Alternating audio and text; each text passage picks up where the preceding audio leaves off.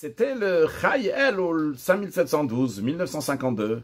Chai Elul, c'est le 18e jour du mois de Elul, c'est le jour de naissance du Baal Shem Tov, fondateur de la Chassidut, et 47 ans plus tard, le jour de naissance de l'Admour Azaken Rabbi Shneur Zalman, fondateur de la Chassidut Chabad. À cette occasion, le Rabbi a fait un Farbringen, et il a dit que le Rabbi précédent a dit que les 12 jours depuis le 18 Elul jusqu'à Rosh Hashanah, donc il y a 12 jours depuis 18 Elul jusqu'à 29 Elul, eh bien ces 12 jours-là sont les jours de faire le bilan pour toute l'année qui est passée. Et chaque jour correspond à un mois.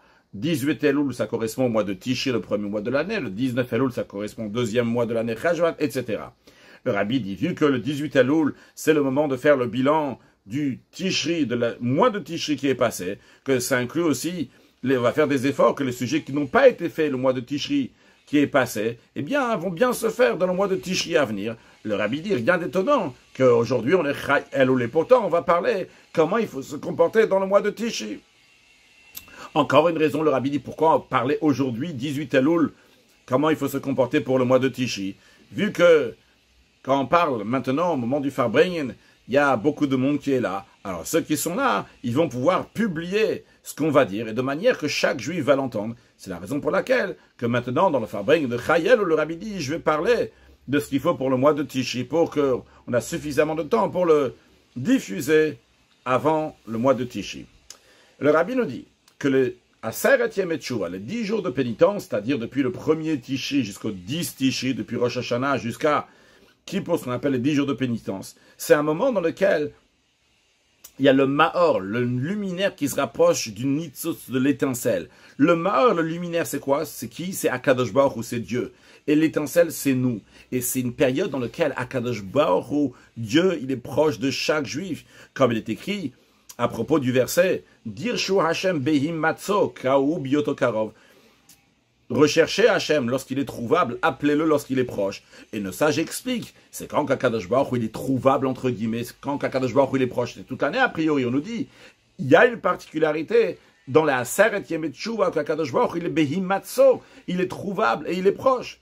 Ça, c'est en ce qui concerne les 10 jours de pénitence qui sont dans le mois de Tishri. Et en ce qui concerne le mois de Elul dans lequel on se trouve, c'est un moment de préparation pour les 10 jours de pénitence. Comme l'Admour Azaken dit dans l'Écoute Torah, l'exemple du roi qui est dans le champ, qui fait référence à Kadosh Baruch Hu, que Dieu, il est dans un endroit que tout le monde peut avoir approche à lui comme un roi qui est dans le champ. Lorsque le roi il se trouve dans le palais, donc ça fait référence à Dieu pendant tous les jours de l'année. On ne peut pas juste rentrer comme ça facilement. Et même ceux qui y rentrent, ils doivent passer par des ministres. Par contre, lorsque le roi il sort dans le champ, donc dans l'exemple, c'est le mois de Elul, eh bien, tout le monde peut avoir une approche directe au roi. D'après cela, on comprend que pendant les mois de Tishri en général, et les 10 jours de pénitence à Aseret Yemei Teshuvah particulièrement, et de même dans le moment de préparation au mois de Tishri, donc le mois de Elul, et particulièrement depuis le 18 Elul, et particulièrement pendant la période de Slichot, chez Chabad, donc les Slichot sont dits dans la dernière semaine avant Rosh Hashanah, les 4 jours qui sont avant Rosh Hashanah.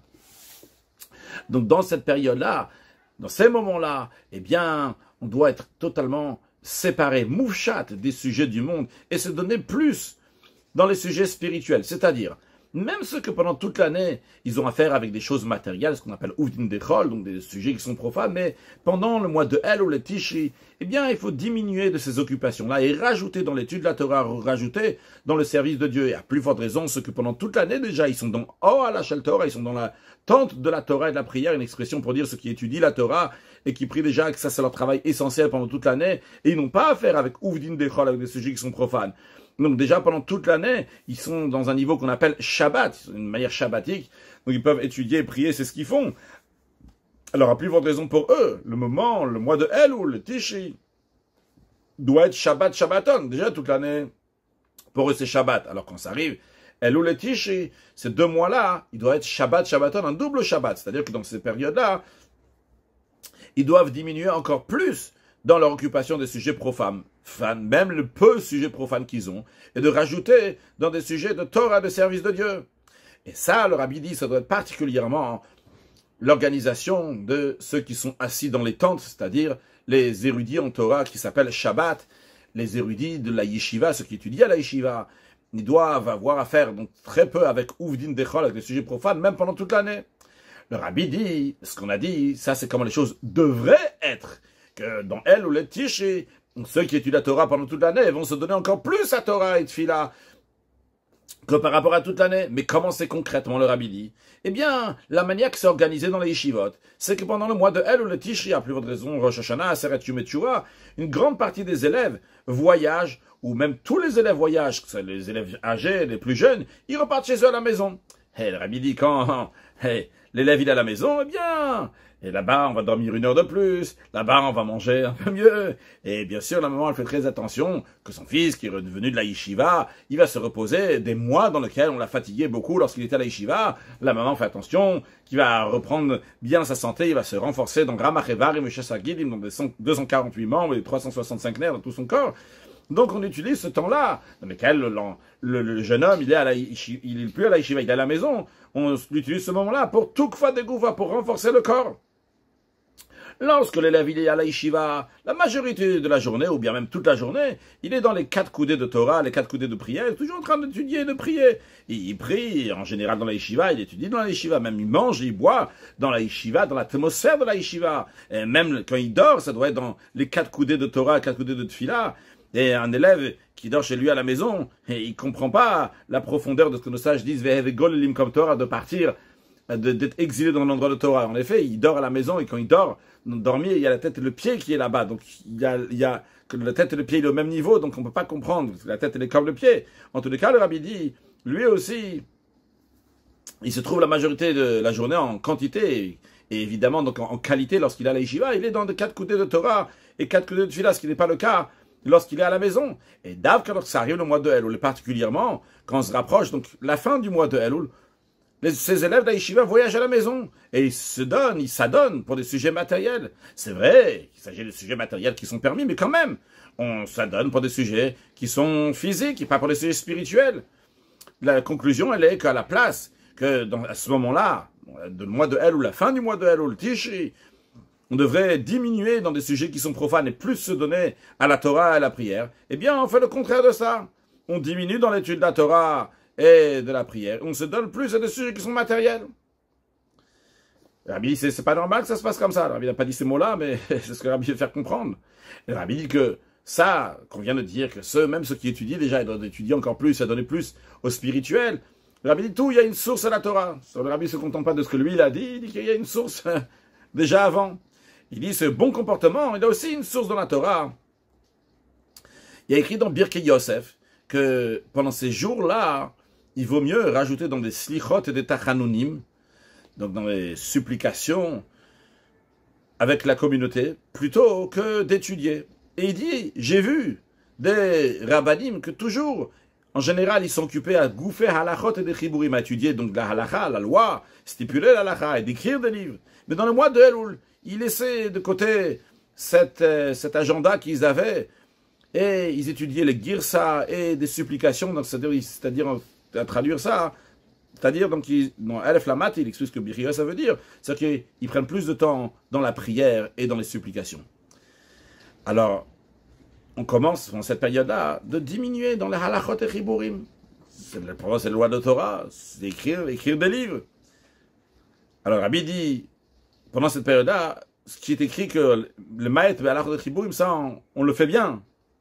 Les bachrim de yeshiva, ils arrêtent. Mais la deuxième partie qui a écrit la harbot slichot v'tachanunim, de faire plus de supplications, plus de prières, eh bien, là, on n'y arrive pas. Pas tout le monde y arrive. Au milieu du chemin, on s'arrête pour se reposer et on s'endort, somnole.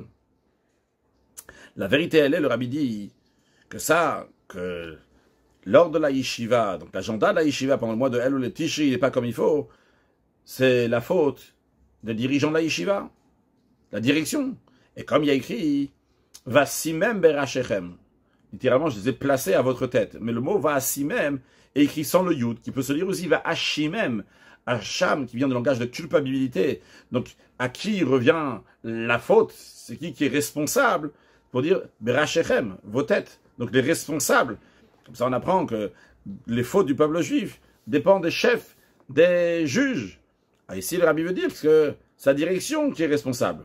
Alors, le rabbi dit, en effet, c'est une raison pour dire à la direction qu'il y a quelque chose qui ne va pas, mais ce n'est pas une réponse. c'est pas une justification pour les élèves de la yeshiva. Les élèves, ils ne doivent pas considérer est-ce que la direction, elle leur demande de venir à la yeshiva ou pas. Eux, ils ont le devoir de s'efforcer d'utiliser les jours du mois de Elul Tish comme il se doit, de rajouter dans l'étude de la Torah, dans la prière, de diminuer les choses matérielles, de rajouter dans les choses spirituelles et de laisser de côté donc une partie de leur étude dans Halachot et Chiburim et de rajouter dans la prière et supplication. Le Rabbi dit à rajouter dans tout ce qu'on a dit de manière plus précise. En ce qui concerne le verset Dirshu Hashem Beimatzo Kaor Biyuto Karov qu'on a mentionné aussi tout à l'heure, donc rechercher Hashem lorsqu'il est trouvable, appelez-le lorsqu'il est proche.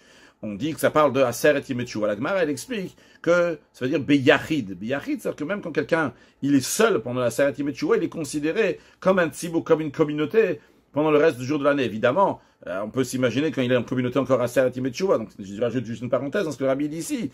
Mais l'Admor Azaken, il explique, qu'est-ce que ça veut dire Hatam Beyachid? Pendant la Aseret Yemei Tshuva, il y a le Yachid. Yachid, que même quelqu'un qui est seul, il a cette particularité de proche d'Hachem. Eh bien, l'Admor Azaken explique que ça fait référence à une tchouva qui vient du niveau de l'âme qui s'appelle Yechida. Dans l'âme, il y a 5 niveaux. Le niveau le plus inférieur, Nefesh, après plus haut, Yarouach, Neshama, Chaya, Yechida, c'est le plus haut niveau de l'âme qu'il peut y avoir. Yechida, qui engage que l'âme est entièrement unie.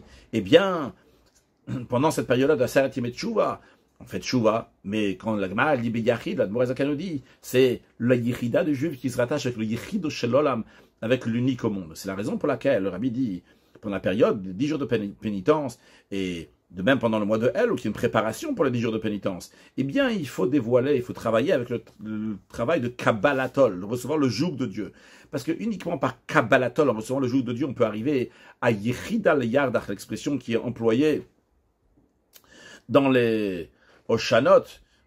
C'est une idée donc de Tchouva, d'Aseret Yemei Tchouva. Le niveau Yechida, dans le Shalot, on dit que Chavuka ou Dvukabar. Il y a Chet, Tet, Yud. Chavuka ou Dvukabar, après Toen et Ular avec le Tet, après Yechida le Yad avec le Yud. Donc Chavuka ou Dvukabar, ça veut dire que la Neshama est entièrement collée avec Hachem. Toen et Ular, c'est quoi Toen et Ular? Qu'elle porte ton joug. Et après qu'on dit Toen et Ular, qu'elle porte ton joug, uniquement après, on dit Yechida le Yardach. Que la Yechida, le niveau de Yechida de l'âme, les Mikakred, il s'unit totalement avec Akadosh Baruch Hu. Donc le Rabbi dit pour arriver à Yechida le Yardar, pour arriver à Tchouva de Yechida, qui est la Tchouva particulière d'Aseret Yemei Tchouva, il y a besoin pour cela, le Toen et Tular, Kabbalatol, recevoir le joug d'Akadosh Baruch Hu. Et cette Kabbalatol, ce joug-là qu'on prend sur nous, doit être un Kabbalatol général, qui prend la personne dans l'essence, car il y a une différence. Le Kabbalatol qui est pendant toute l'année, que la personne prend sur lui le joug d'Akadosh Baruch Hu, et par rapport à la Kabbalatol que le juif il prend au moment de Rosh Hashanah. Toute l'année, la Kabbalatol, elle est aussi nécessaire. Mais là-bas, elle peut être chitzonite, elle peut être extérieure. Par contre, à Rosh Hashanah, la Kabbalatol, elle doit le prendre automatiquement, elle doit le toucher dans ses gènes, dans l'essence du juif. Pourquoi? C'est quoi la différence? Lorsque le juif fait Kabbalatol sur quelque chose de pratique, quelque chose de détaillé, alors c'est vrai qu'il a pris Kabbalatol sur un certain sujet. Il s'est dit, sur ça, je me casse, je me plie, je veux faire la volonté de Dieu. Mais même sur plusieurs sujets, il a Kabbalatol. Mais finalement, vu qu'il ne s'est pas entièrement donné à Hachem, il a dit, je me plie pour Hachem, je prends le joug d'Hachem pour telle mitzvah, pour telle chose, pour tel sujet, tel comportement. Mais de manière générale, à n'importe quel moment, ça peut ressortir quelque chose ici qui est le contraire de Kabbalatol, dans lequel il va avoir une certaine largesse, entre guillemets, dans lequel il va faire ce que lui il a envie. Par contre, la Kabbalatol générale, on est en train de demander ici une Kabbalatol générale, c'est dans tous les sujets, ça prend dans l'essence, dans les gènes du juif, il dévoile qu'il se soumet totalement à Kadosh Baruch Hu, alors il est entièrement soumis, et il se met tout à fait à plat, entre guillemets, devant Kadosh Baruch Hu. À ce moment-là, il y a Yechida la Yardach, à ce moment-là, on dévoile le niveau de Yechida, on se donne entièrement à Hachem. Et quand on dévoile le niveau de Yechida, le haut niveau de la Neshama, il n'y a pas de différence entre quelqu'un qui est très grand et très petit dans le peuple juif. Que ça soit donc celui qui est le plus intellectuel, plus compréhensible, plus mature, eh bien, chez lui aussi, son cerveau ne va pas voiler ce Yechida Shema Nefesh lorsqu'il est en train d'agir, lorsque la Neshama, le niveau de Yechida est en train d'agir. Et de même chez le plus simple, ses pensées, ses paroles vont pas être comme il faut, qui n'étaient pas comme il faut. Ils vont pas faire un arrêt, ils vont pas empêcher donc la propreté de Marshava Diburoma, c'est au moment où la Yichid est en train d'agir, tout devient propre. Et vu que les jours du mois de Elul, les Tishi, c'est le moment de Yechida le Yardar, c'est s'unir totalement avec Akadosh Baruch Hu. Et c'est quoi l'introduction à ça avant d'arriver au Yud de Yechida le Yardar? Il faut le Toenet Oulach, il faut prendre le joug d'Hachem sur soi. Il faut avoir le Kabbalatol général d'Avka. Eh bien, justement, c'est pas le moment d'enlever le hol, d'enlever le joug et s'en débarrasser en voyageant de la yeshiva à la maison. Mais au contraire, il faut se trouver dans, entre guillemets, les murs de la yeshiva, dans les 4 coudées, entre guillemets, de Torah, 4 coudées de prière, de se comporter en rajoutant dans Kabbalatol, dans le joug de Dieu, et de s'efforcer de rajouter dans les prières et les supplications, que par cela on arrive à Yechida le Yardar, on arrive à dévoiler le niveau de Yechida. Le Rabbi dit, c'est vrai qu'il y a de quoi argumenter que on peut voyager à la maison, se comporter comme tout ce qu'on a dit, avec Kabbalatol général et rajouter dans la prière, dans la supplication, etc. Mais le Rabbi dit la réponse à ça, pourquoi il faut quand même rester à la yeshiva. La Gemara, elle dit que Rabbi Ami, Rabbi Assi, ils priaient uniquement entre les poteaux, entre les endroits dans lesquels ils étudiaient. C'est-à-dire qu'ils priaient dans l'endroit où ils étudiaient. Et ils étudiaient dans l'endroit où ils priaient. Et donc ils rattachaient la Torah avec la prière. Le Rabbi dit, ce comportement-là, on le trouve chez Rabbi Ami, Rabbi Asim. On apprend ça d'un verset. Le Rabbi fait référence au verset que la Gemara Brachot apprend de ça. Il y a qui Oev Hashem Sha'aret Sion. Qu'Hachem, il aime les portes de Sion, les portes dans lesquelles il y a la halacha, il y a la Torah. Là-bas aussi, il y a la prière. Le Rabbi dit, c'est évident que pour d'autres personnes, donc même ceux qui ne sont pas Rabbi Ami et Rabbi Asi, c'est sûr que c'est un enseignement que la prière, la supplication doit être dans l'endroit où on l'étudie, dans les 4 coudées de Torah, les 4 coudées de prière. Et basé sur ce qu'on a dit, que l'ordre des choses actuellement, qui n'est pas bien comme il faut pendant le mois de El ou pendant Tishi, c'est aussi donc par la responsabilité de la yeshiva, pas seulement des élèves. Alors le Rabbi dit, l'exigence est des deux, aussi bien de la direction de la yeshiva, aussi bien des élèves de la yeshiva. De la direction de la yeshiva, on exige qu'ils ne vont pas laisser les élèves libres, qu'ils vont pouvoir aller chez eux à la maison, qu'à ce moment-là, il va falloir s'appuyer sur le fait que les élèves, ils sont bien droits, ils sont honnêtes, etc. Le Rabbi met un peu ça en doute, on dirait, que est-ce que vraiment on va pouvoir s'appuyer sur leur honnêteté lorsqu'ils sont à la maison? Et d'un autre côté, le Rabbi dit, par rapport aux élèves, on exige qu'ils ne vont pas compter sur ce que la direction elle fait. Si la direction va leur dire de rester à la maison, ils vont rester, sinon ils vont partir à la maison. Et en plus ils ont une permission à ça, parce qu'il y a une expression de Avar Veshana, quand quelqu'un il fait une avéra une fois, après il fait une deuxième fois, alors ils sont habitués. Donc le Rabbi dit, comme ça c'est passé l'année dernière, comme ça c'est passé il y a 2 ans que la yeshiva l'a laissé partir, et quand quelqu'un il s'habitue à quelque chose, là c'est le keheter, ça devient entièrement permis. Alors au début la Gemara dit keheter, mais le Rabbi dit après ça devient même un heter sans le keheter. Keheter c'est comme une permission, ça devient tout à fait permis. Le Rabbi dit que les élèves vont pas voir si la nala, la direction va leur dire de rester à la yeshiva, mais de toute manière ils vont rester à la yeshiva, ils vont rajouter dans la tfilat tachanunim, dans la prière et supplication. Le Rabbi dit il faut rajouter, souligner. Tout ce qu'on a dit, c'est pas une contradiction à ce qu'on demande des juifs en général et de ceux qui étudient la Torah et de la yeshiva particulièrement, d'utiliser ces jours-là pour éveiller d'autres juifs à la crainte de Dieu, à Torah, mitzvot, parce que le Rabbi dit, il y a suffisamment de temps pour les deux. D'ailleurs, le Rabbi dit, éveiller d'autres juifs à Yirat Shamayim, Torah, mitzvot, etc. Et le Rabbi dit que sinon, ce ne serait pas possible de faire les deux, on n'aurait pas exigé de faire l'un et l'autre. Et le Rabbi conclut. On a déjà dit, donc, la raison pourquoi on parle de ça maintenant, c'est plus que Chayalul, c'est lié déjà avec le mois de Tishi, mais le Rabbi dit c'est aussi avec l'intention qu'on va propager ça, qu'on va le dire aussi à d'autres personnes. Le Rabbi dit, c'est compréhensible, évident, que tout ce qu'on a parlé, c'est pas seulement pour les yeshivot chassidiques seulement, mais c'est pour toutes les yeshivot. Et c'est la raison pour laquelle ce qui est Daïv et Nachon serait bien et juste que tous ceux qui se trouvent ici et que ils ont bien saisi le sujet, ils comprennent que c'est l'importance, eh bien ils vont diffuser cela dans d'autres yeshivot aussi. Il ne faut pas aller dans les yeshivot, parler avec la direction de la yeshiva, de s'efforcer que pendant tout le moment du mois de El ou le Tishi, les élèves vont rester dans les yeshivot, ils vont bien être surveillés, de même de parler avec les élèves, que même si la direction ne va pas leur ordonner en tant qu'un ordre, mais ils vont prendre ça en tant que Kabbalatol, que même ils vont prendre sur eux et ils vont exiger de rester à la yeshiva. Le Rabbi dit il faut transmettre et diffuser ces choses qu'on a dit, l'essentiel, de s'efforcer que ça va se concrétiser, que ça va être appliqué comme ça, et un renfort et un rajout dans Kabbalatol, et Kabbalatol général, recevoir le joug de Dieu de manière générale, et Atzmit, donc ça va prendre dans l'essence, et bien ça fait qu'Akadosh Baruch Hu, il va accepter notre couronnement, que Akadosh Baruch Hu demande à Rosh Hashanah, Shetamlichuni alechem, faites-moi régner sur vous, et comme on demande dans la prière, règne sur le monde entier, ce qui sera très prochainement, lors de la venue de Mashiach Now, une bonne et douce année avec la venue de Mashiach Now, une excellente journée.